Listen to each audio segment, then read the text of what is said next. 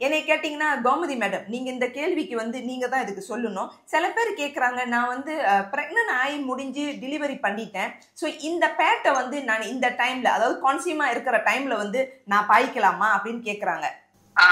அதாவது பிரசவம் முடிஞ்சதுக்கு அப்புறம்.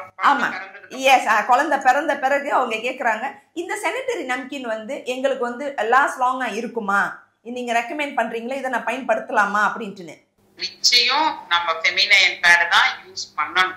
Very good. ஏன்னா அது அந்த உடம்பு வந்து ரொம்ப சாஃப்டா இருக்கும். குழந்தை பிறந்திருக்கு, நிறைய கழிவுகள் வெளியாகும்.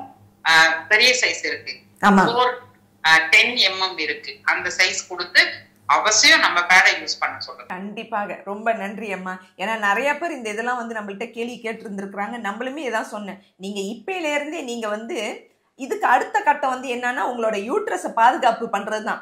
ஏன்னா குழந்தை பிறந்து முடிஞ்சிட்டோன்னே யூட்ரஸை இதுக்காக நம்மளுக்கு தான் பிள்ளை பிறந்துருச்சு அப்படின்னு கிடையாது.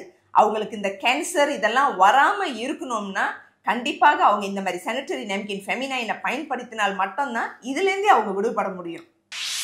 Vamsam Fertility and Healthcare, making impossible possible. சாத்தியமற்றதை சாத்தியமாக்குவோம்.